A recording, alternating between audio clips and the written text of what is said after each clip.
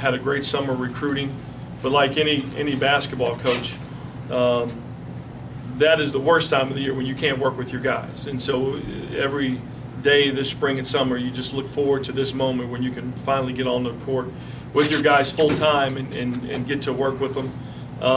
Excited about the year and understanding, as I talked last year wasn't about wins and losses. It was about establishing the culture around this program, and when you saw my teams play, what you were going to see, and I think we did a good job in that. I mean, you saw a team that played very unselfish, that got a lot better from the start of the year to the end of the year, a team that really took pride in defensively, understanding how far that could take you, and a team that when you saw us play, you know, it was that never say quit attitude. If we lost, it was because we ran out of time, not because we stopped fighting.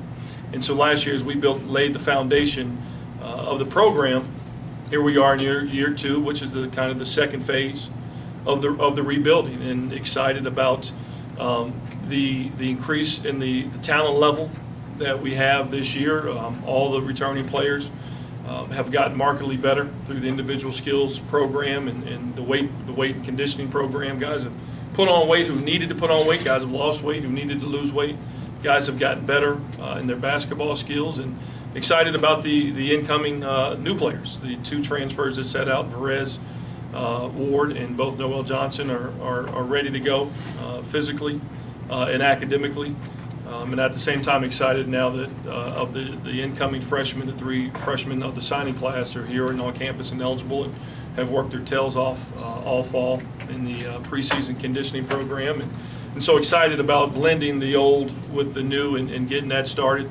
Excited about the schedule that we have this year. Again, you know, I've talked about philosophy and scheduling and building your schedule towards where you are in the rebuilding phase of your program. And obviously we're not there yet. It's still a process in the rebuilding, but no question we've significantly improved the non-conference schedule. When you look at last year, our non-conference schedule of the 14 games, we only had 3 national opportunities with Rutgers in the Big East SEC Challenge, with South Florida, another Big East team on the road, and the Florida State game here.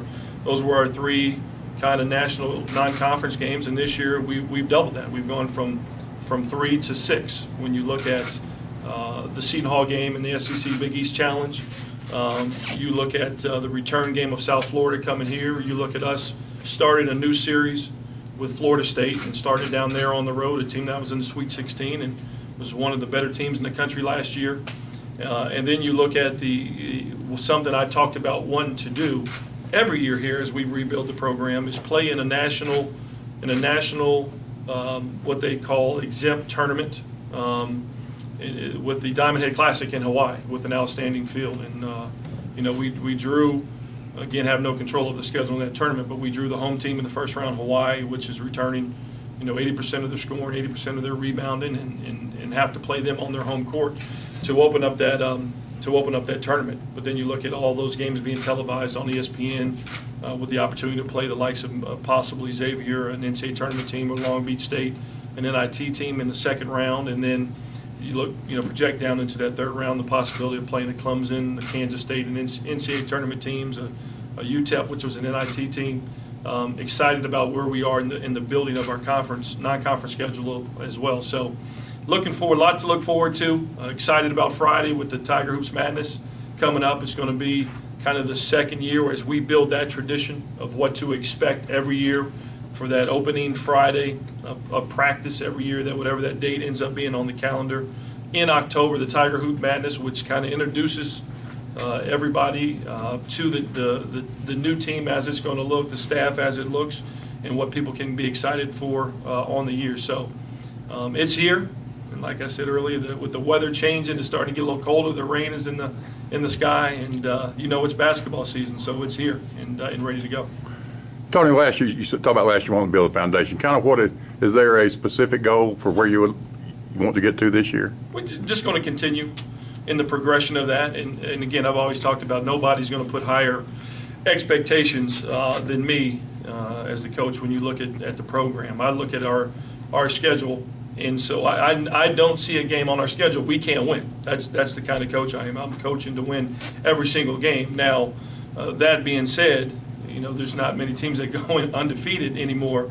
And so with that being said, the goals for this year are going to be the same as they were last year, to continue the progression of how we're going to play when you play one of my teams, that you're going to expect a fight for 40 minutes. And so we're going to continue with that. Defense and toughness have got to be our identity. And, I think this year, the change from last year to this year is going to be in what you see on the floor offensively. We've got the guys who are here all improved and got better, got stronger. But there's no question we've increased our talent level, and the ability to score the ball will be a lot easier than what it was last year. And then, again, at the end of the day, it's the team that, puts the most points on the board who's going to win that game. And it made it hard last year.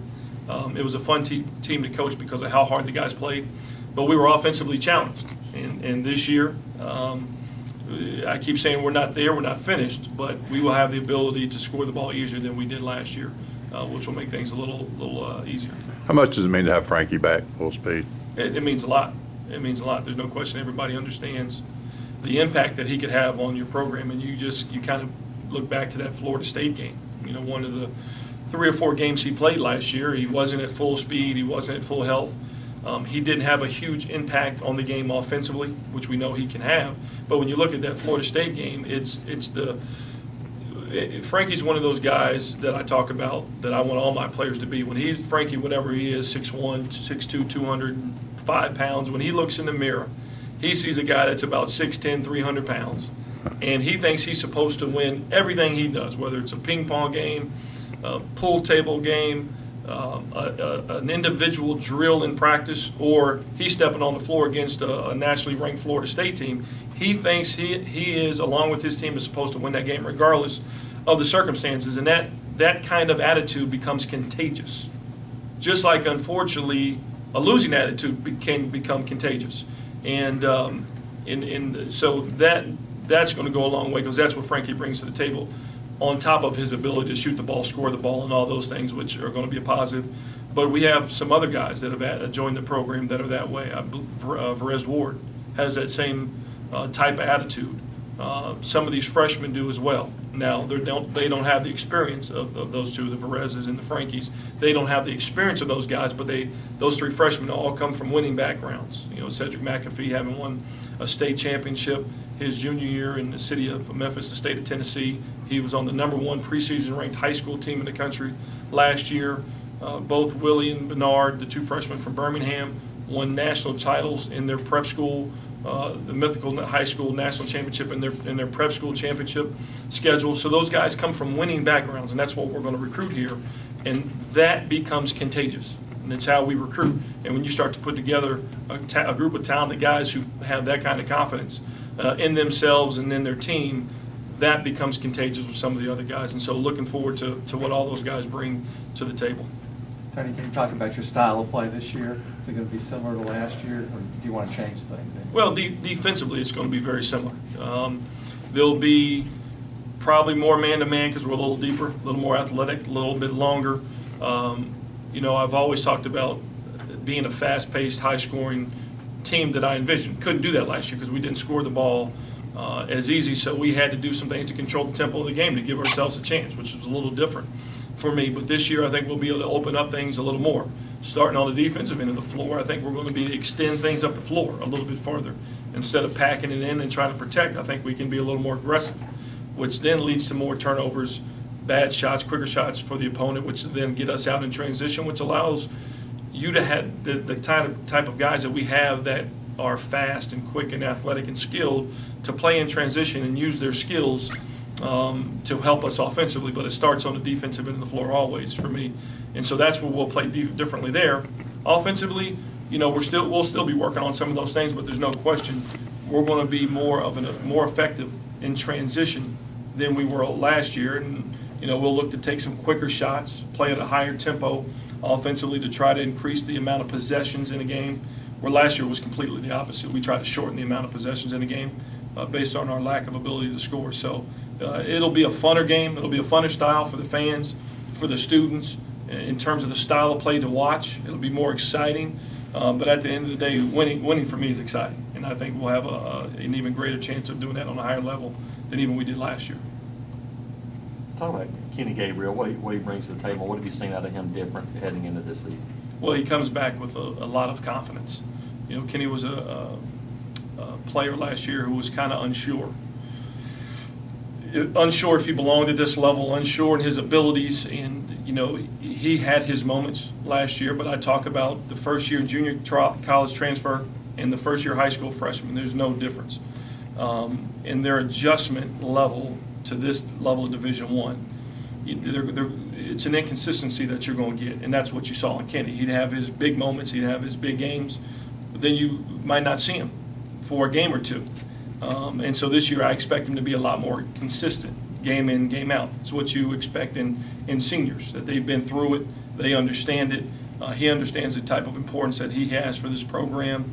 And so, he's one of those guys who put in the work, which is where it all starts. It's not me telling him how great he is. It's him working by himself in the weight room, on the floor, to improve his skills that will allow him to be more consistent this year. And I think he put in that work, so we'll see. We're expecting a big year from him. Talk about your 3 freshmen and what kind of impact you hope they have on the team this year. Well, we expect them to have a huge impact. And, you know, the state of college basketball today, there's really no more recruiting a freshman, watching him sit and learn behind a veteran player, and then it's his turn when he becomes a junior and senior. Those days are pretty much out the window. And so we're going to need all 3 of the freshmen to contribute immediately and right away. And so the learning curve for them, those guys are sped way up than maybe the days of past. And, you know, I talked about all 3 of those guys having winning backgrounds and coming from winning traditions, and them being winners as individuals and as people. And so, like I said, those things become contagious. Now, individually, starting with Cedric McAfee, a 6'3" combo guard out of the city of Memphis, Melrose High School, played for a great high school coach, and Jermaine Johnson, who does a great job of coaching his guys and preparing them for the next level. You know, Cedric right now has been one of the most prepared freshmen that I've ever coached. He understands defensive concepts, defensive philosophies on this level. Same thing offensively with Cedric. But he's going to be a guy that can score the ball very, very easily, whether it's attacking the rim because he's so athletic and can finish way above the rim, but he also has the ability to stretch the defense out from 23, 24 feet. He's got that kind of range, so we're expecting a lot from Cedric. He'll be competing for any minutes in the backcourt at either the point guard spot or the off guard spot. That's what we expect out of Cedric. Bernard Morena, he's a 6'8", kind of inside-outside combo forward. He's really surprised me this preseason with his ability to shoot the ball from long range. Knew he had the ability to make shots, didn't know that he could shoot the ball. He didn't have in his high school system last year, he wasn't allowed to do that, so it was hard to see. And now being able to work with him throughout the entire preseason, surprised that Bernard shoots the ball as well as he does. So I think it's going to be a big surprise for everybody. He's got the length to be a great defender. He can guard any position on the floor, from the point guard to the center, because of his height and his length. So he's very, very versatile, which is going to allow him the ability to get major minutes at a variety of positions on the team. And Willie Kawasi at 6'10" and a half. You know, what I talk about with Willie is his instinct to rebound the ball and block shots are second to none. And I've been around some of the better college post guys in the country in terms of rebounding and blocking shots. When you talk about Derek Character, who I coached at UTEP, was with the Los Angeles Lakers. Joey Dorsey, who I coached at Memphis and recruited, was with the Toronto Raptors, and then Marcus Camby at UMass.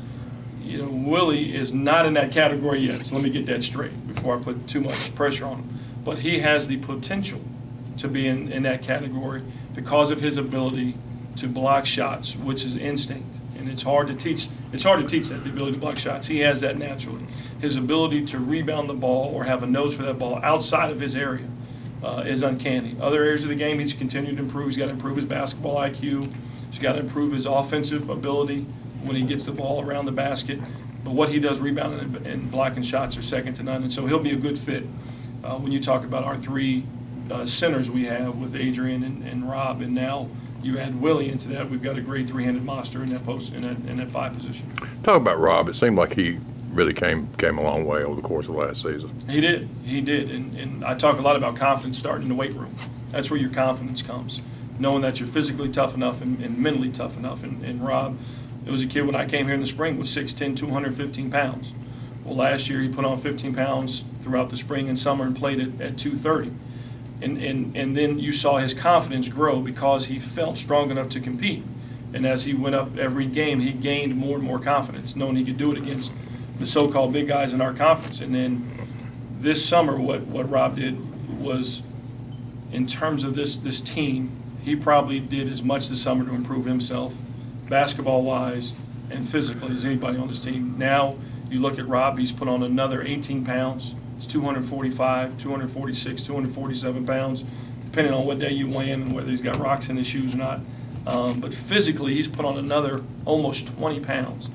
That's going to do nothing but make his confidence go through the roof. He became a go-to guy for us last year, which was a role that he was not comfortable with. He said, "Hey, Coach, I wasn't a go-to guy in high school, let alone in the SEC." And so it was a position that was uncomfortable for him. But when you're learning, when you're growing, you got to go through those things. And so now he'll come back with an even higher level of confidence, having gone through it last year and then having the type of summer that he had this summer. We're expecting big things from Rob. Anybody else?